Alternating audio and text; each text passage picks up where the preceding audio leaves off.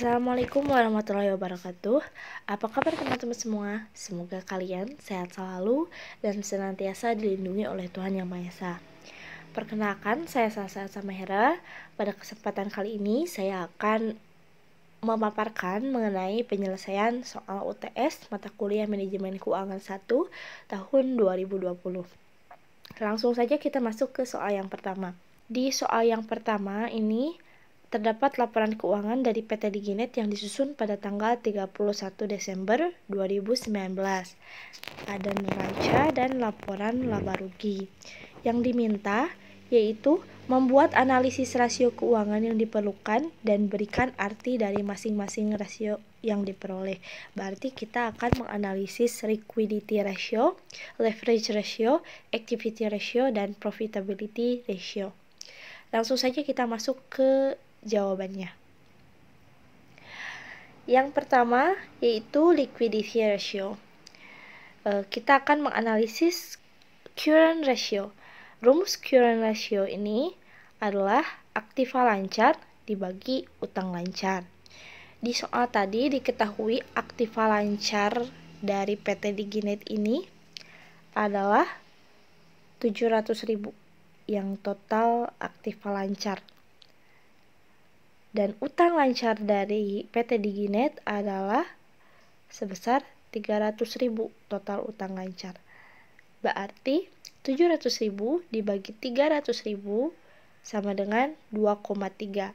Artinya setiap Rp1 utang lancar dijamin oleh aktiva lancar sebesar Rp2,3.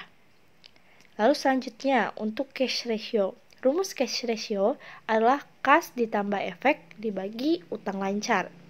Tadi diketahui dari neraca bahwa kas dari PT Diginet ini adalah sebesar 150.000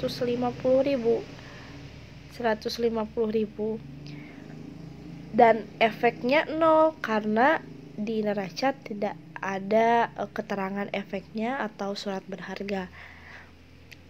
Lalu utang lancar tadi diketahui sebesar 300.000, maka 150.000 ditambah 0 dibagi 300.000 adalah sebesar 0,5. Artinya setiap Rp1 utang lancar dijamin oleh kas dan efek sebesar Rp0,5. Lalu selanjutnya ada quick ratio. Rumus quick ratio adalah kas ditambah efek ditambah piutang dibagi utang lancar. Tadi kas diketahui sebesar 150.000, efek tidak ada, dan piutang diketahui dari neraca yaitu sebesar piutang dagang Rp250.000. Maka kita tinggal jumlahkan 150.000 ditambah 0 ditambah 250.000 dibagi 300.000. Maka hasilnya sebesar 1,3. Artinya setiap Rp1 utang lancar dijamin oleh quick asset sebesar Rp1,3. Lalu yang terakhir ada working capital to asset. Rumusnya yaitu aktiva lancar dikurangi utang lancar dibagi jumlah aktiva. Tadi diketahui aktiva lancar itu sebesar 700.000, utang lancar yaitu sebesar 300.000. Nah, jumlah aktiva dari PT Diginet dari neraca diketahui sebesar 2 juta total aktiva. Maka 700.000 dikurangi 300.000 dibagi 2 juta, hasilnya sebesar 0,2 atau 20%. Artinya likuiditas dari total aktiva dan posisi modal kerja neto sebesar 20% dari jumlah aktiva adalah modal kerja atau working capital yang berdasarkan konsep kualitatif. Selanjutnya kita masuk ke leverage ratio. Yang pertama yaitu total debt to equity ratio. Rumus total debt to equity ratio ini adalah utang lancar ditambah utang jangka panjang dibagi jumlah modal sendiri. Diketahui utang lancar dari PT Diginet itu sebesar 300.000. Lalu utang jangka panjang di sini diketahui sebesar 500.000. Lalu untuk jumlah modal sendiri, di sini diketahui sebesar 800.000 dan 400.000 karena komponen yang masuk ke modal sendiri adalah modal saham dan laba ditahan. Maka total dari modal sendiri adalah sebesar 1.200.000. Tinggal dijumlahkan atau dikalkulasikan 300.000 ditambah 500.000 dibagi 1.200.000 atau 800.000 ditambah 400.000. Maka hasilnya sebesar 0,6 atau 60%. Artinya 0,6 rupiah dari setiap rupiah modal sendiri menjadi jaminan utang. Lalu selanjutnya ada total debt to capital asset. Rumusnya yaitu utang lancar ditambah utang jangka panjang dibagi jumlah aktiva atau modal. Tadi diketahui utang lancar sebesar 300.000, utang jangka panjang sebesar 500.000. Nah, jumlah aktiva atau modal tadi diketahui sebesar 2 juta. Aktiva dan modal 2 juta. Maka 300.000 ditambah 500.000 dibagi 2 juta hasilnya sebesar 0,4 atau 40%. Artinya setiap 1 rupiah dari aktiva digunakan untuk menjamin utang sebesar 0,4 rupiah. Lalu selanjutnya ada long term debt to equity ratio. Rumusnya yaitu utang jangka panjang dibagi modal sendiri. Tadi diketahui utang jangka panjang sebesar 500.000 dan modal sendiri diketahui sebesar 800.000 ditambah 400.000 sebesar 1.200.000. Maka 500.000 dibagi 800.000 ditambah 400.000 hasilnya sebesar 0,416 atau 41,6%. Artinya 0,416 rupiah dari setiap rupiah modal sendiri digunakan untuk menjamin utang jangka panjang. Lalu selanjutnya ada tangible asset debt coverage. Rumusnya yaitu jumlah aktiva dikurangi intangibles dikurangi utang lancar dibagi utang jangka panjang. Tadi diketahui jumlah aktiva sebesar 2 juta. Dari neraca tidak ada akun intangible atau komponen intangible, maka 0. Dan utang lancar diketahui tadi sebesar 300.000 dibagi utang jangka panjang diketahui sebesar 500.000.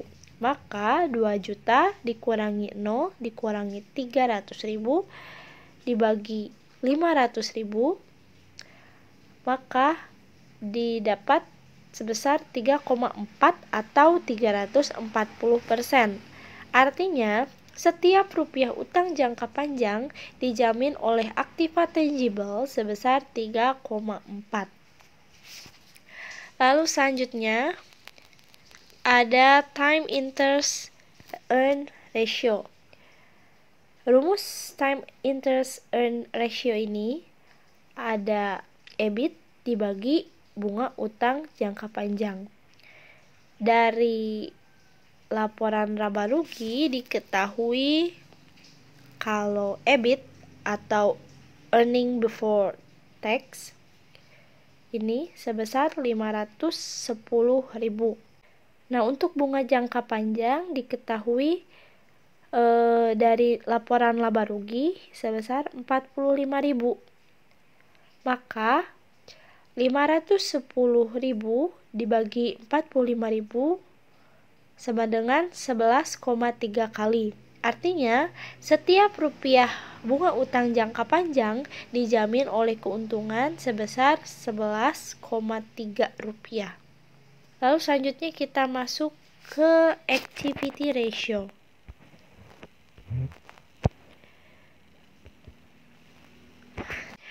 Pada activity ratio, yang pertama yang kita analisis adalah total asset turnover. Rumusnya yaitu penjualan neto dibagi jumlah aktiva. Tadi diketahui penjualan itu sebesar 4 juta. Dan jumlah aktiva tadi diketahui sebesar 2 juta. Maka 4 juta dibagi 2 juta hasilnya sebesar 2 kali.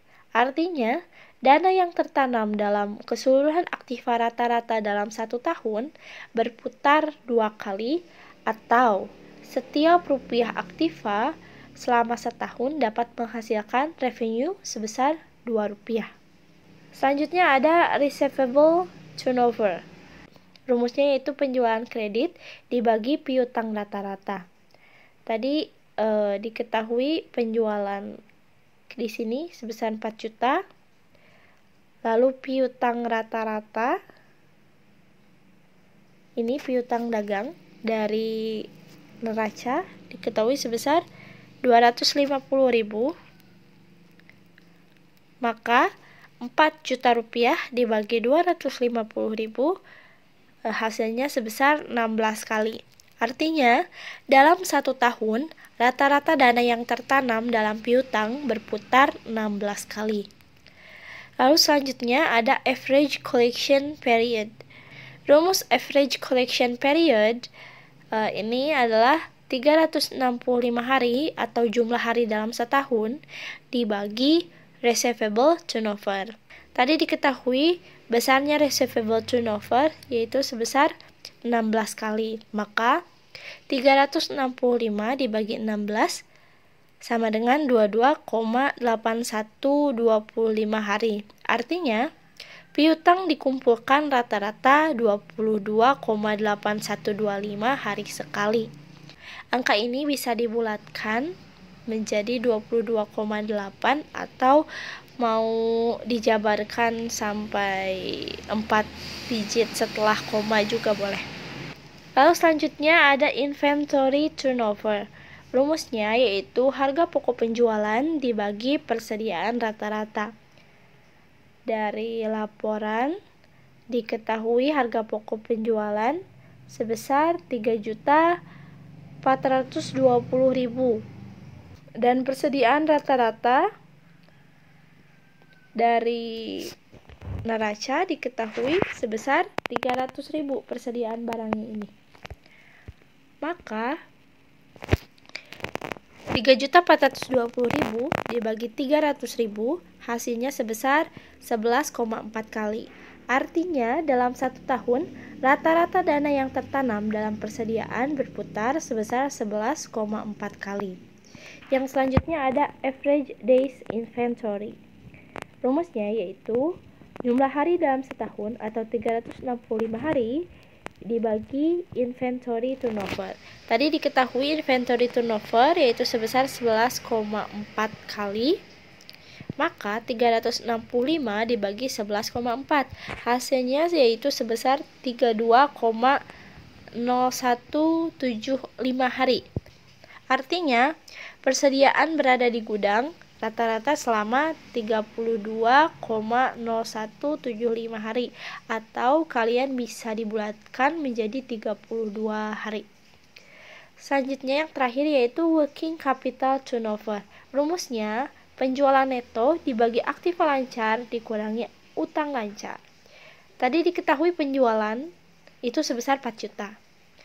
Aktiva lancar tadi diketahui sebesar 700.000 total aktiva lancar. Dan utang lancar diketahui sebesar 300.000. Maka 4 juta dibagi 700.000 dikurangi 300.000 hasilnya sebesar 10 kali. Artinya, dana yang tertanam dalam modal kerja berputar rata-rata 10 kali dalam setahun. Selanjutnya, kita masuk ke profitability ratio atau analisis yang terakhir. Yang pertama yaitu gross profit margin.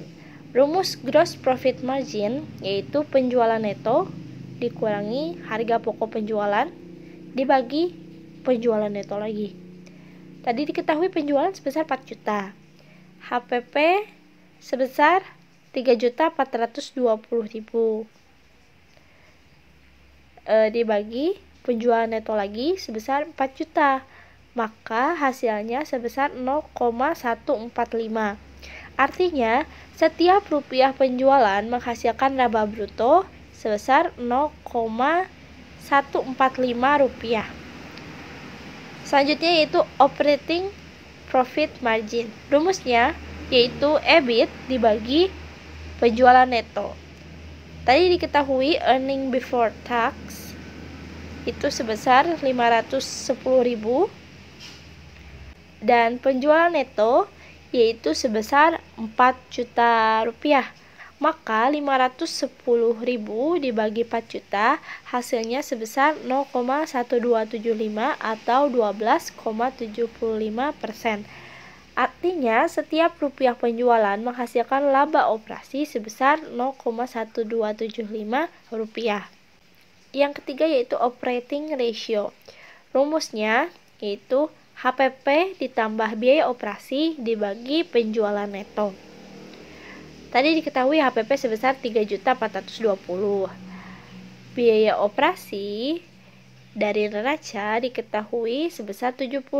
Penjumlahan dari administrasi dan umum dan penjualan yang masing-masing sebesar 50.000 dan 20.000. Lalu untuk penjualan neto tadi diketahui sebesar 4 juta rupiah.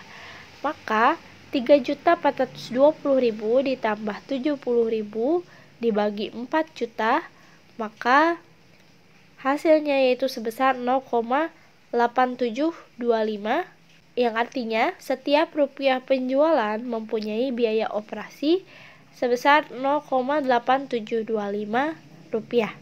Yang keempat yaitu ada return on investment atau ROI. ROI ini rumusnya yaitu EBIT dibagi jumlah aktiva. EBIT diketahui sebesar 510.000 rupiah dibagi jumlah aktiva diketahui sebesar 2 juta. Maka hasilnya sebesar 0,255 atau 25,5%. Artinya setiap rupiah modal menghasilkan keuntungan atau EBIT sebesar 0,255 rupiah. Yang kelima yaitu net profit margin. Net profit margin ini rumusnya adalah IT dibagi penjualan neto. IT adalah singkatan dari earning after tax. Dari soal diketahui IT PT Diginet ini laba setelah pajak adalah sebesar 300.000 dan penjualan neto diketahui sebesar 4 juta. Maka 300.000 dibagi 4 juta hasilnya itu sebesar 0,075 atau 7,5%. Artinya setiap rupiah penjualan menghasilkan keuntungan neto sebesar 0,075 rupiah. Lalu selanjutnya ada return on asset atau ROE. Rumusnya yaitu earning after tax dibagi jumlah aktiva. Tadi diketahui IT sebesar 300.000 rupiah dibagi jumlah aktiva tadi diketahui sebesar 2 juta rupiah. Maka hasilnya yaitu sebesar 0,15 atau 15%. Artinya setiap rupiah modal menghasilkan keuntungan neto sesudah pajak atau earning after tax sebesar 0,15 rupiah. Yang terakhir yaitu ada return on equity atau ROE. Rumusnya yaitu earning after tax dibagi jumlah modal sendiri. Earning after tax diketahui sebesar 300.000 dibagi jumlah modal sendiri. Tadi itu modal sendiri 800.000, yang ini ditambah 400.000. Maka hasilnya yaitu sebesar 0,25 atau 25%. Artinya setiap rupiah modal sendiri menghasilkan keuntungan neto sebesar 0,25 rupiah. Nah, begitulah mungkin jawaban dari soal yang pertama. Kita sudah menganalisis dari liquidity ratio, leverage ratio, activity ratio, dan profitability ratio. Langsung saja kita masuk ke soal yang kedua. Di soal yang kedua ini, kita menemukan laporan keuangan PT Karantina berupa neraca perbandingan per tanggal 31 Desember 2017 dan 2018. Nah, diketahui Selama tahun 2018, PT Karantina memperoleh laba sebesar 70.000, di mana sebesar 24.000-nya dibagikan sebagai dividen kas. Yang diminta, buatlah analisis sumber dan penggunaan dana. Berarti kita akan menentukan atau membuat laporan perubahan neraca. Nah, untuk memudahkan kalian dalam mengerjakan soal, langsung saja salin apa yang ada di soal, yang tabel ini, semuanya ke laporan perubahan neraca. Jadi kalian tinggal menambahkan kolom perubahan, apakah masuk ke debit atau ke kredit. Setelah disalin, kita tinggal menentukan perubahannya, apakah akun kas, surat berharga, atau yang lainnya masuk ke debit atau ke kredit. Nah, untuk menentukan masuk ke kredit atau ke debit, seperti yang kita tahu, untuk akun aktiva ini kecuali depresiasi, akumulasi depresiasi, jika positif atau jika bertambah atau jika surplus, ini masuk ke dalam debit. Namun, jika berkurang, masuk ke kolom kredit. Begitupun sebaliknya untuk akun pasipa. Untuk akun pasipa, jika bertambah, ini masuk ke kredit. Namun jika berkurang, ini masuk ke debit. Nah, bagaimana dengan akumulasi depresiasi? Khusus untuk akun akumulasi depresiasi ini sama dengan pasipa, artinya jika bertambah masuk ke kredit, namun jika berkurang masuk ke debit. Nah, langsung saja kita tentukan perubahannya untuk akun yang ada di aktiva. Yang pertama kas. Diketahui kas pada tahun 2017 sebesar 13.750. Namun pada tahun 2018 ini sebesar 12.800, berarti ada pengurangan atau ada defisit sebesar Rp950. Maka Rp950 ini masuk ke kredit karena ada defisit atau berkurang. Lalu untuk surat berharga, tahun 2017 surat berharga sebesar 8.250. Tahun 2018 sebesar 9.000, berarti ada penambahan atau surplus sebesar 750. Berarti masuk ke debit. Nah, untuk piutang dagang pada tahun 2017 sebesar 84.500, sedangkan pada tahun 2018 sebesar Rp91.600. Ada surplus sebesar 7.100, maka ini masuk ke debit. Lalu untuk persediaan, pada tahun 2017 sebesar 132.000, sedangkan pada tahun 2018 sebesar 137.600. Berarti ada surplus sebesar 5.600. Dikarenakan surplus, maka masuk ke debit. Setelah itu ditotalkan, hasilnya sebesar 238.500 pada tahun 2017 dan pada tahun 2018 sebesar 251.000. Lalu akun selanjutnya untuk mesin. Pada tahun 2017 mesin sebesar 200.000, sedangkan pada tahun 2018 sebesar 300.000. Berarti ada penambahan atau surplus sebesar 100.000. Maka masuk ke debit. Nah, sekarang untuk akumulasi depresiasi mesin, khusus tadi untuk akun aktiva yang akumulasi depresiasi, ini sama dengan pasipa, artinya jika surplus atau bertambah itu berada di kredit, namun jika berkurang atau defisit berada di debit. Diketahui pada tahun 2017 akumulasi depresiasi mesin sebesar 50.000. Sedangkan pada tahun 2018 sebesar 75.000. Berarti ada surplus sebesar 25.000. dikarenakan surplus berarti masuk ke kredit sebesar 25.000. Lalu untuk akun bangunan pada tahun 2017 sebesar 197.500. Sedangkan pada tahun 2018 sebesar 215.500. Berarti ada surplus sebesar Rp18.000. Dikarenakan bertambah maka masuk ke debit. Lalu selanjutnya ada akumulasi depresiasi lagi. Pada tahun 2017 sebesar 47.500, sedangkan pada tahun 2018 sebesar 56.500. Maka ada penambahan sebesar Rp9.000 dikarenakan akumulasi depresiasi bangunan. Jika surplus maka masuk ke kredit. Lalu akun yang terakhir yaitu tanah. Pada tahun 2017 sebesar 300.000 dan pada tahun 2018 sebesar sama 300.000. Nah, karena tidak ada perubahan maka kolom perubahannya diisi dengan strip saja.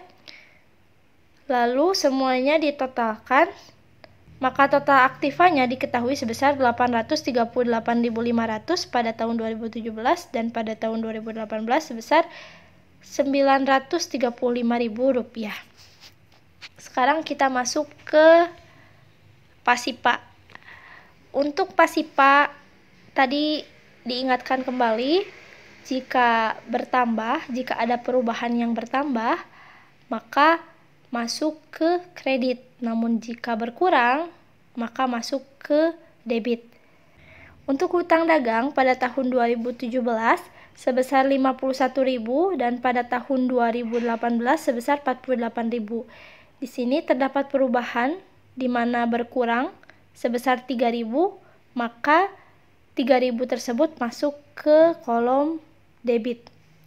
Lalu hutang wesel pada tahun 2017 sebesar 38.000, sedangkan pada tahun 2018 sebesar 42.500.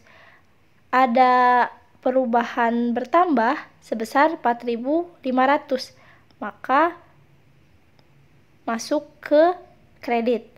Lalu untuk hutang gaji pada tahun 2017 sebesar 30.500, sedangkan pada tahun 2018 sebesar 36.500. Ada penambahan sebesar 6.000. Dikarenakan bertambah maka masuk ke kredit. Maka ditotalkan hutang lancar ini sebesar 119.500 untuk 2017 dan 2018 sebesar 127.000. Lalu untuk hutang jangka panjang atau obligasi pada tahun 2017 ini sebesar 220.000, sedangkan untuk tahun 2018 sebesar 240.000. Ada penambahan sebesar 20.000, maka masuk ke kolom kredit sebesar 20.000. Lalu untuk modal saham pada tahun 2017 sebesar 300.000. Sedangkan pada tahun 2018 sebesar 323.000. Ada penambahan sebesar 23.000, maka masuk ke kredit. Lalu untuk akun surplus modal, dua-duanya sama 110.000, maka tidak ada perubahan. Untuk akun yang terakhir yaitu laba ditahan pada tahun 2017 sebesar 89.000. Sedangkan pada tahun 2018 sebesar 135.000. Ada penambahan sebesar 46.000, ini masuk ke kredit. Ditotalkan semuanya, jadi hasilnya sebesar 958.000 untuk total Pasipa tahun 2017 dan 935.000 untuk total Pasipa tahun 2018. Nah, setelah selesai ditentukan perubahannya, maka kita tinggal menjumlahkan antara debit dan kreditnya. Untuk debit, jika dijumlahkan antara 750, 7.100, 5.600, 100.000, 18.000, 3.000, maka diketahui total debit sebesar 134.450. Sedangkan untuk kredit 950 ditambah 25.000 ditambah 9.000 ditambah 4.500 ditambah 6.000 ditambah 20.000 ditambah 23.000 ditambah 46.000, totalnya sebesar 134.450. Nah, untuk perubahan debit dan kredit ini jumlahnya harus balance atau harus sama. Jika tidak, berarti ada kesalahan dalam menganalisis perubahan debit dan kreditnya. Setelah kita membuat laporan perubahan neraca, kita tinggal membuat laporan sumber dan penggunaan dana. Nah, dalam membuat laporan ini, kita tinggal memasukkan akun yang mengalami perubahan di kredit dan di debit. Untuk akun yang mengalami perubahan di kredit, ini dimasukkan ke sumber dana, sedangkan untuk akun yang di debit, perubahannya masuk ke penggunaan dana. Seperti contohnya, pada kas terdapat perubahan di kredit sebesar 950, berarti masuk ke sumber dana, keterangannya berkurangnya kas sebesar 950. Lalu untuk surat berharga di debit sebesar 750. Maka masuk ke penggunaan dana dengan keterangan bertambahnya surat berharga sebesar 750. Lalu untuk piutang dagang, ini ada perubahan di debit sebesar 7.100. Maka masuk ke penggunaan dana sebesar 7.100 dengan keterangan bertambahnya piutang dagang. Lalu selanjutnya ada persediaan berubah di debit sebesar 5.600. Maka masuk ke penggunaan dana dengan keterangan bertambahnya persediaan sebesar 5.600. Lalu selanjutnya untuk akun mesin ada perubahan di debit sebesar 100.000, maka masuk ke penggunaan dana sebagai bertambahnya mesin sebesar 100.000. Lalu selanjutnya untuk akumulasi depresiasi mesin, ini ada perubahan di kredit sebesar 25.000. Nah, untuk akumulasi ini ditambahkan saja dengan akumulasi bangunan. Jadi akumulasi mesin ditambah akumulasi depresiasi bangunan, 25.000 ditambah 9.000 jadi 34.000. Maka ini masuk ke sumber dana sebesar 34.000 dengan keterangan depresiasi mesin ditambah bangunan. Lalu selanjutnya ada akun bangunan, perubahan di debit sebesar 18.000, maka masuk ke penggunaan dana dengan keterangan bertambahnya bangunan sebesar 18.000. Lalu untuk akun tanah tidak ada, jadi yang tidak ada tidak masuk ke sumber dana maupun penggunaan dana. Lalu untuk akun pasipa hutang dagang, ini perubahannya masuk ke debit, maka masuk ke penggunaan dana dengan keterangan berkurangnya utang dagang sebesar 3.000. Lalu untuk hutang wesel ada perubahan di kredit sebesar 4.500, maka masuk ke sumber dana dengan keterangan bertambahnya utang wesel sebesar 4.500. Lalu selanjutnya untuk hutang gaji ada perubahan di kredit sebesar 6.000, maka masuk ke sumber dana dengan keterangan bertambahnya utang gaji sebesar 6.000. Lalu untuk hutang jangka panjang ini ada perubahan di kredit sebesar 20.000, masuk ke sumber dana dengan keterangan bertambahnya obligasi sebesar 20.000. Untuk modal saham ada perubahan di kredit sebesar 23.000, maka masuk ke sumber dana dengan keterangan bertambahnya modal saham sebesar 23.000. Untuk surplus modal tidak dimasukkan karena tidak terjadi perubahan. Khusus untuk akun laba ditahan, ini tidak dimasukkan ke dalam sumber dana karena kan tadi di soal ada keterangan bahwa PT Karantina memperoleh laba sebesar 70.000, di mana sebesar 24.000-nya dibagikan sebagai dividen kas. Berarti ada laba usaha sebesar 70.000 dinyatakan sebagai sumber dana. Di sini laba usaha 70.000 dan yang 24.000-nya ini dibagikan sebagai dividen kas, berarti ada penggunaan dana dengan keterangan pembayaran tunai dividen sebesar 24.000.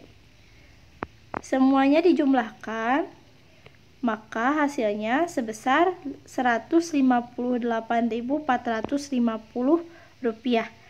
Dua-duanya ini harus balance, karena jika tidak balance berarti ada kesalahan dalam menghitung. Langsung saja kita masuk ke soal yang terakhir, yaitu soal nomor 3. Pada poin A, bank akan menawarkan kepada perusahaan uang sebesar 2 juta per tahun yang diterima pada akhir tahun dengan bunga yang ditetapkan sebesar 15% per tahun. Maka, berapa present value atau nilai sekarang dari jumlah penerimaan selama 5 tahun? Nah, diketahui pembayaran per period atau A atau PMT ini sebesar 2 juta. Untuk R atau bunga sebesar 15% atau 0,5, dan N sebesar 5 tahun. Nah, yang ditanyakan di sini adalah present value annuity atau nilai sekarang dari anuitas. Nah, rumus present value annuity adalah A dikali 1 dikurangi 1 per 1 ditambah R pangkat N per R. Tadi kan A-nya sebesar 2 juta. Lalu dikali 1 dikurangi 1 per 1 ditambah R-nya 0,15 pangkat N-nya 5 dibagi R sebesar 0,15. Maka diketahui hasilnya sebesar Rp6.704.310,196. Jadi present value atau nilai sekarang dari jumlah penerimaan 5 tahun sebesar Rp6.704.310,196, atau jika mau dibulatkan menjadi Rp6.704.310. Untuk yang B, berapa nilai sekarang dari sejumlah uang sebesar 10 juta yang baru akan diterima pada akhir tahun kelima bila didasarkan tingkat bunga 15% dengan bunga majemuk? Berarti yang ditanyakan di sini adalah present value dari future value ini. Diketahui future value atau nilai yang akan datang, yang akan diterima pada tahun kelima itu sebesar 10 juta. Yang tadi 10 juta ini. Lalu R atau bunga tadi di soal sebesar 15% atau 0,15, dan N sebesar 5 atau tahun kelima, 5 tahun. Yang ditanyakan adalah present value atau nilai sekarang. Rumus untuk menentukan present value adalah future value N dibagi 1 ditambah R pangkat N. Tinggal dimasukkan 10 juta dibagi 1 per R-nya 0,15 dan N 5 tahun. Jadi 1 ditambah 0,15 pangkat 5. Jadi diketahui hasilnya sebesar Rp4.971.767,353.